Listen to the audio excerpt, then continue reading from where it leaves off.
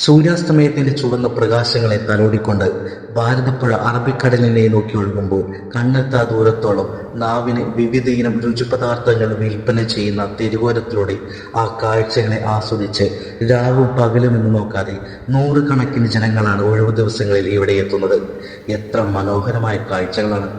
ഞാൻ കർമ്മയെ അവളെന്ന് വിശേഷിപ്പിക്കും. അവൾ എത്ര സുന്ദരിയാണ്! എന്നാൽ ശരിക്കും കർമ്മയുടെ ആ പഴയ രൂപത്തെ ഓർക്കുന്നവരുണ്ടോ?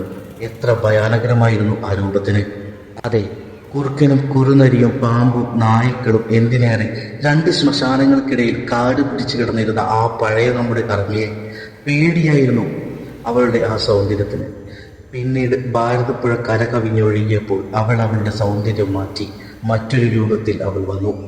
ഞാൻ ഉറച്ചു തന്നെ പറയും, കർമ്മ അവൾ അവളുടെ രൂപത്തെ ഇങ്ങനെ മാറ്റിക്കൊണ്ടേയിരിക്കും. അതിന് ഏറ്റവും വലിയ ഉദാഹരണം അവൾ നൽകി കഴിഞ്ഞിരിക്കുന്നു. അത് എന്താണെന്നറിയുന്നവർ കമന്റ് ചെയ്യുക.